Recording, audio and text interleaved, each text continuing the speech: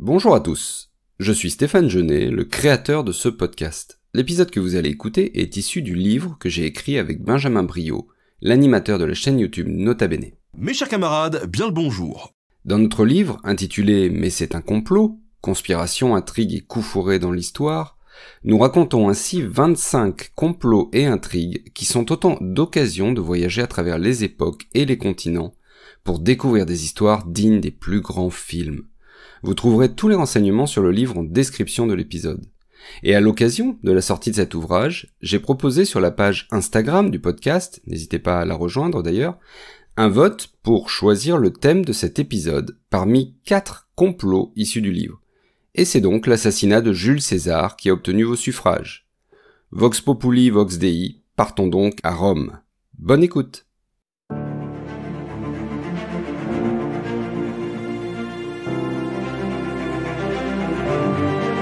L'assassinat de Jules César.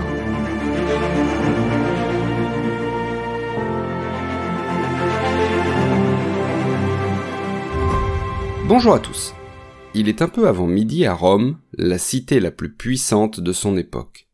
Ce 15 mars -44 est jour de fête religieuse. Il marque les Ides de mars, la célébration du dieu de la guerre des Romains.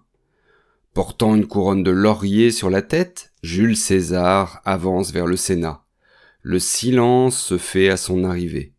Majestueux, vêtu de sa toge de pourpre brodée d'or, le dictateur à vie s'installe sur son trône qui est en or lui aussi. Il ignore encore, mais il s'agit de son dernier acte. On l'a bien prévenu du danger à sortir de sa maison ce jour. Les augures étaient inquiétants. Il n'en a eu cure, considérant tout cela comme une ridicule superstition. Et pourtant, quelques minutes après son arrivée au Sénat, il s'effondre, criblé de 23 coups de poignard. Qui a bien pu vouloir assassiner l'homme le plus puissant de la République romaine? Pour comprendre un tel acte, il faut revenir un peu en arrière. À l'époque de Jules César, la République romaine n'est plus que l'ombre de ce qu'elle fut. Depuis un siècle, elle enchaîne crises et guerres civiles, avec globalement 2 factions qui s'opposent pour le pouvoir. Alors, cette scission est apparue lors de la réforme agraire des Gracques dans les années 130 avant notre ère. Ça vient de Tiberius Gracchus et son frère Caius, tous deux issus de l'aristocratie romaine, et qui se sont fait élire comme tribuns de la plèbe, c'est-à-dire du peuple romain. Leur objectif était simple. Établir un meilleur partage des terres par des réformes agraires, en clair, distribuer de grands domaines agricoles aux citoyens les plus pauvres. Et ce projet va rencontrer de multiples oppositions et entraîne surtout un échec et la mort violente des 2 frères Gracques. Et surtout, ces réformes agraires vont entraîner la constitution de 2 camps politiques opposés. D'un côté, les optimates, les meilleurs, comme ils s'appellent modestement.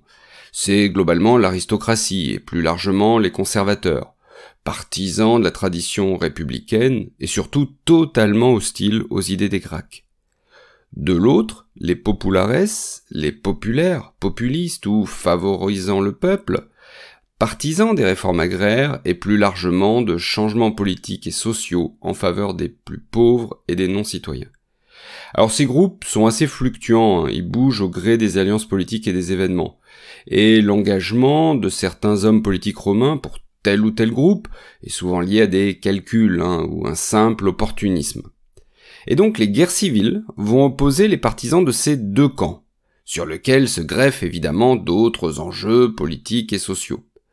Par exemple, de -88 à -81, les partisans de Sylla, les optimates, combattent et finalement défoncent ceux de Marius, qui étaient favorables aux populares. La situation va se stabiliser quelques années, juste le temps d'écraser la grande révolte des esclaves menée par Spartacus. Et lors de la conjuration de Catilina, Caius Julius Caesar, le voilà, un jeune magistrat qui est alors grand pontife, c'est-à-dire le chef des prêtres de la religion romaine. Donc César se fait remarquer en s'opposant à l'éloquent consul Cicéron.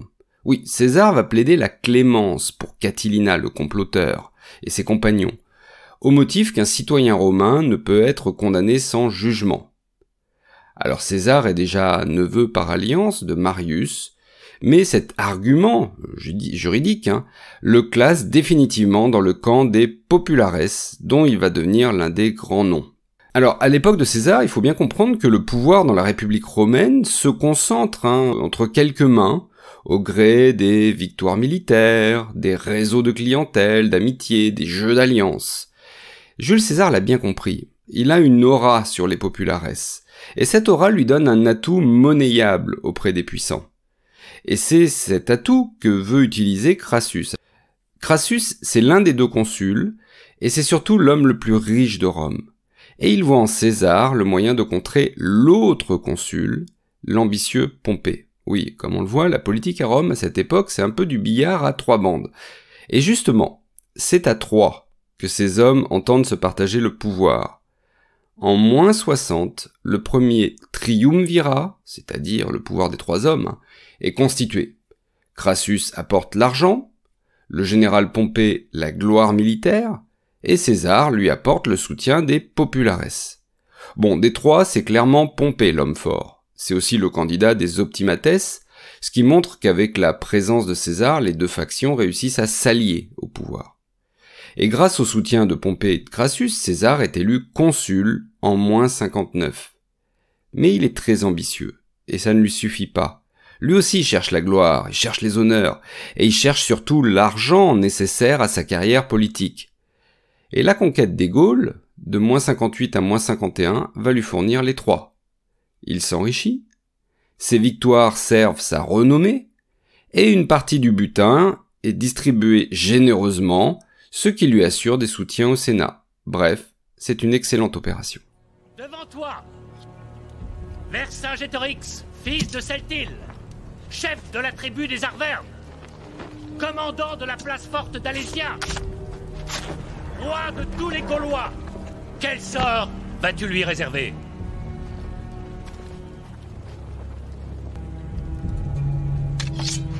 César! César! César!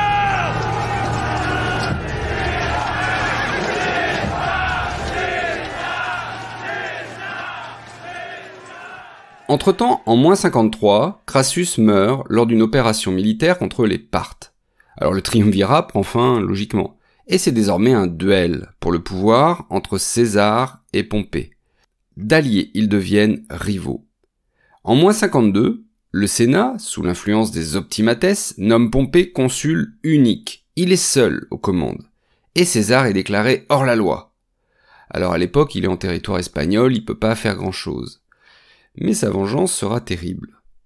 Le 1er janvier moins 49, César franchit avec ses légions le Rubicon, ce fleuve qui sépare la province de Gaule cisalpine et l'Italie.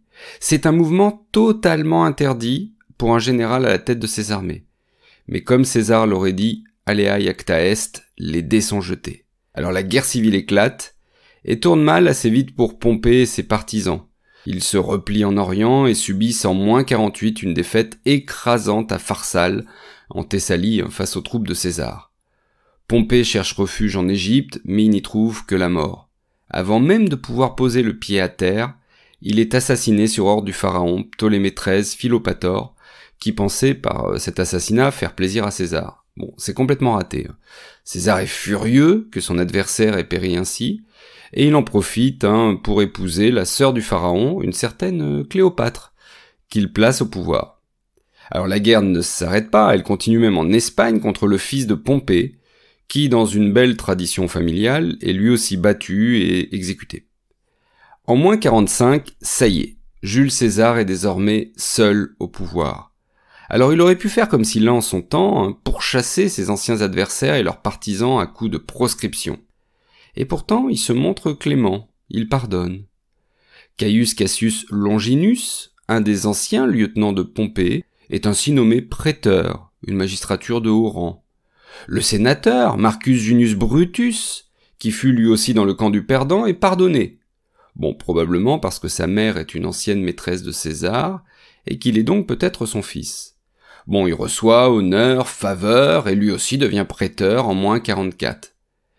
Mais cette générosité n'efface pas les rancœurs et les vieilles fractures politiques. En tout cas, maintenant qu'il a éliminé ses rivaux, Jules César se sent tout-puissant. Il est au sommet de son pouvoir.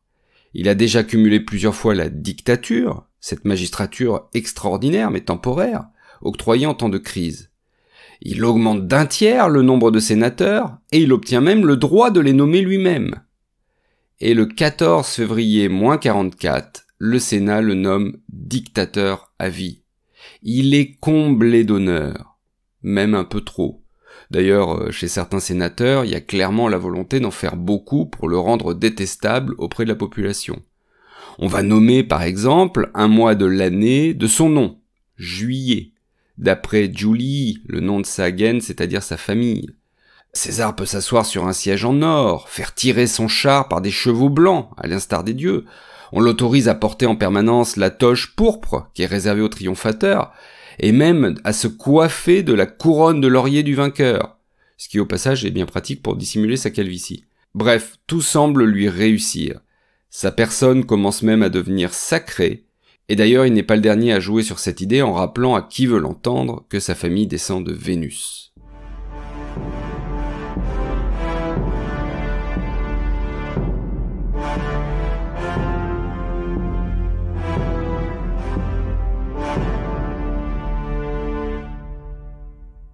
Il est peut-être un peu trop ambitieux, cependant. Partout à Rome, on prétend qu'il veut devenir roi. Et il existe des indices assez sérieux qui le laissent aussi sous-entendre. En janvier, il y a un diadème qui est posé sur sa statue, sur les rostres, là où se trouvent les tribunes des orateurs. Une autre fois, César est acclamé par la foule avec le titre de roi. Enfin, le 15 février 44, se tient la fête des Lupercales. Alors une fête pendant laquelle les jeunes gens fouettaient les jeunes femmes qu'ils croisaient dans la rue à coups de lanières de cuir, afin de les rendre fertiles. Une fête un peu exotique à nos yeux. Marc-Antoine, l'un des fidèles de César, et avec qui il partage le consulat, tente à cette occasion de lui poser sur sa tête le diadème des rois grecs. César a l'intelligence politique de le repousser, et évidemment sous les applaudissements de la foule. Il sait bien que les héros romains détestent la royauté, depuis qu'ils ont chassé le dernier roi en moins 509. Mais l'idée lui trotte probablement dans la tête. On raconte aussi qu'il veut se faire couronner roi, avant son expédition militaire en Orient contre les Parthes. Tout cela ne rassure pas vraiment ceux qui l'accusent déjà de vouloir abattre la République pour établir son pouvoir personnel. À leurs yeux, César veut imposer une monarchie, et pour sauver la République, il doit mourir. On a ainsi une conjuration qui se rassemble à la fin février, et on voit une trentaine de personnes dedans, dont 24 sénateurs, qui entendent donc tuer le dictateur. À leur tête, Cassius et Brutus, les anciens partisans de Pompée, devenus préteurs par la grâce de César. Bon, si le premier n'a pas digéré la défaite de Pompée, le second, qui était plutôt réputé pour son honnêteté et sa défense intransigeante de la République, apporte surtout sa caution morale au complot. Et d'ailleurs, même son nom paraît un signe, puisqu'il descendrait du Brutus, qui avait chassé en son temps le dernier roi, le roi Tarquin. Bon, et autour d'eux, un peu de tout, on va trouver des anti-césariens notoires, des opportunistes, des aigris, déçus de ne pas avoir été suffisamment récompensés de leur soutien au dictateur. Alors un temps, les conjurateurs envisagent d'associer Cicéron, mais celui-ci est finalement écarté, on le juge lâche et peu fiable. Et donc on peut imaginer des discussions discrètes et des réunions chez les uns et les autres, afin de finaliser le complot. Il faut notamment décider du lieu et de la date. Leur cible est très populaire, le peuple pourrait bien empêcher l'assassinat. Alors les conjurés envisagent d'abord de jeter César du haut d'un pont, ou de l'attaquer avant son arrivée au Sénat. Et finalement ils s'accordent pour le tuer à l'intérieur. César a licencié sa garde, et toute arme y est interdite. Il suffira simplement de planquer les leurs dans leur toge. Pour la date, il y a un peu plus de flottement et de précipitation.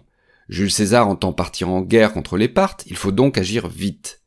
Et les comploteurs tranchent finalement pour les Ides de mars, soit le 15 du mois. Ce jour-là d'ailleurs, le Sénat était convoqué pour un motif important, que nous ignorons encore. S'agissait-il pour César de lancer sa campagne militaire? Voulait-il obtenir le titre de roi? Une chose est certaine, ce jour-là, ses adversaires vont frapper. Et César aurait dû écouter les présages qui s'amoncellent en ce début mars. Spurina, un aruspice, c'est-à-dire un devin qui lit l'avenir dans les entrailles des animaux, l'avait bien prévenu de se méfier d'un danger jusqu'aux ides de Mars.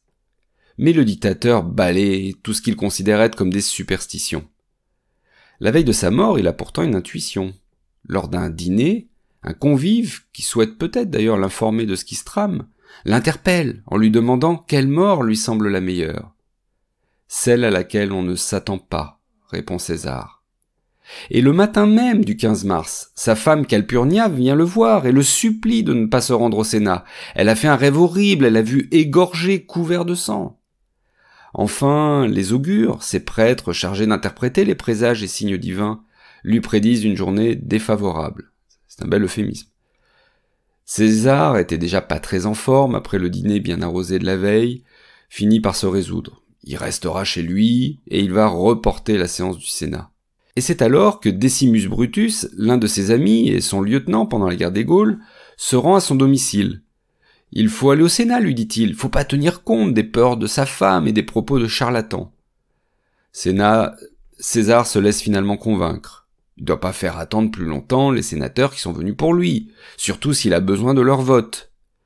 Vers 11h, les deux hommes partent donc vers la curie de Pompée.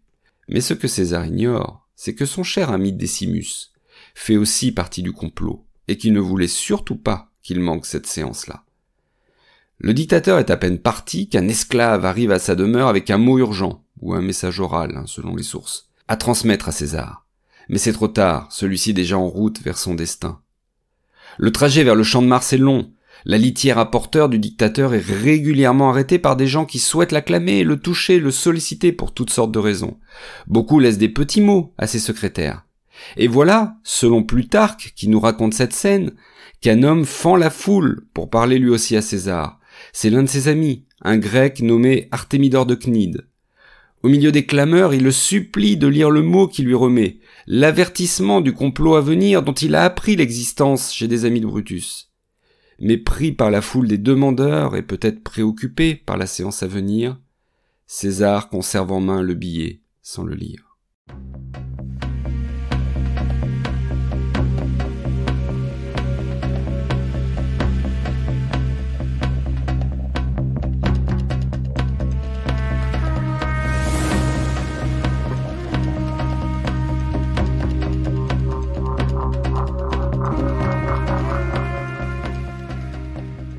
César arrive enfin à la curie, que Pompée en son temps avait fait construire sur le champ de Mars. Elle ferme une large place, elle est face au théâtre et au temple de Vénus, et donc le général Pompée avait offert aux sénateurs cette curie destinée à les accueillir en cas de trouble sur le forum ou pour toute autre occasion utile. Et pour bien rappeler sa générosité, il y avait installé une statue qui le représentait. Et devant la curie, César reconnaît la ruspice Spurina dans la foule. « Les ides de Mars sont arrivés », lui lance-t-il, fier d'avoir déjoué la prédiction. Mais la réponse du devin le calme aussitôt. « Oui, mais elles ne sont pas encore passées. » Bon, les auteurs antiques ont peut-être chargé la barque, question présage, avec comme objectif de souligner l'orgueil aveugle de César qui refusait de voir les avertissements des dieux. Toujours est-il qu'il s'avance désormais au milieu des sénateurs, et va s'asseoir au pied de la statue de Pompée. Ça murmure, ça chuchote dans les rangs. Le complot apparaît maintenant bien éventé et certains assurent les conjurés de leur soutien. Alors l'un d'entre eux, nommé Trébonius, prend à part le consul Marc-Antoine, un fidèle de César. Il l'éloigne de la curie. Oui, il faut absolument écarter celui qui pourrait, par sa carrure d'athlète, faire capoter toute l'opération. D'autres comploteurs se pressent alors vers César, l'assaillant de questions et de demandes diverses. On se saisit même de sa toge. Mais c'est de la violence, réagit César qui commence à comprendre. Casca, l'un des conjurés, sort alors son poignard et l'attaque à la gorge. César se défend avec sa seule arme, le stylet qui lui sert à écrire sur les tablettes de cire. Il blesse l'agresseur au bras, mais rapidement, 23 sénateurs l'entourent et le poignardent de partout. César aperçoit Brutus parmi eux, et lui aurait alors lancé « Kaisou teknon ». Oui, il s'agit là d'une phrase en grec, car c'est la langue de l'élite, et donc la langue maternelle de César, celle qui, dans un instant si critique, lui revient forcément. L'expression est latinisée bien plus tard, en tu quoque mi fili, ce qui signifierait « toi aussi mon petit ». Bon, elle laisserait penser que César était effondré de découvrir Brutus, qu'il appréciait, sans le considérer comme son fils, parmi ses agresseurs. Bon, Pour être tout à fait honnête, il est pas sûr du tout que César ait prononcé ces mots, et même sur leur sens, les historiens ne s'accordent pas vraiment. Une chose est certaine en tout cas, César, après avoir vu Brutus, se couvre la tête de sa toge et s'effondre dignement au pied de la statue de Pompée. Il a reçu 23 coups de couteau. Son corps reste au sol jusqu'à ce que 3 jeunes esclaves le ramènent en fin de journée chez lui. Au Sénat, après le meurtre, c'est la stupeur. Et rapidement, la panique. Les sénateurs s'enfuient, et parmi eux les conjurés qui, loin de se réjouir, partent se barricader au Capitole. Ils n'ont rien prévu pour la suite, s'imaginant que tuer un tyran rétablirait automatiquement la République. L'un de leurs soutiens, le sénateur Cicéron, est même sidéré d'une telle impréparation. Il juge que l'assassinat a été, je cite, « accompli avec un courage d'homme, mais avec une cervelle d'enfant ». Bon, il les protège tout de même au Sénat. Le consul Marc-Antoine leur octroie l'amnistie contre des funérailles publiques pour César et la reconnaissance de ses décisions et de son testament. Certains des conjurés obtiennent même des commandements de riches provinces, pour Brutus la Macédoine, la Syrie pour Cassius, la Gaule cisalpine pour Decimus Brutus. Mais les autres comploteurs doivent quitter piteusement Rome face à la colère populaire qui s'exprime lors des funérailles de César. Et surtout, le testament de César révèle une surprise de taille. C'est un obscur petit-neveu, désigné comme son fils adoptif, qui obtient l'essentiel de son héritage. Octave, seulement âgé de 18 ans, montre alors toute son habileté politique. Il se fait appeler César, comme son père adoptif, devient consul et rallie les légions. Au Sénat, il obtient la condamnation à mort des assassins de son père. Je m'adresse à vous, non en tant que soldat, ni en tant que citoyen, mais comme un fils dans la douleur. La première décision que je veux prendre pour le bien de la République et honorer la mémoire de mon père est de proposer une motion que nous déclarions Brutus et Cassius meurtriers et ennemis de l'État. La suite se règle à coups de soldats. Presque tous les conjurés meurent dans les 3 ans, d'une mort pas vraiment naturelle. Decimus Brutus est égorgé, Brutus et Cassius se suicident après leur défaite contre les troupes d'Octave et de Marc-Antoine. Finalement, les poignards qui en tuant César voulaient abattre le tyran et rétablir la République amènent Octave au pouvoir. Sous le nom d'Auguste, il va installer progressivement le Principat, un régime impérial. Mais c'est une autre histoire. Si vous avez aimé ce récit, retrouvez-le ainsi que 24 autres dans « Mais c'est un complot, conspiration, intrigue et coups fourrés dans l'histoire », le livre que nous avons écrit avec Benjamin Briot de la chaîne YouTube Nota Bene, et un livre qui est disponible dans toutes les bonnes librairies. Vous pouvez aussi laisser une note et un commentaire sur votre application de podcast, ça fait drôlement plaisir, et ça permet de rendre le podcast plus visible. Et à très bientôt pour une nouvelle page d'histoire.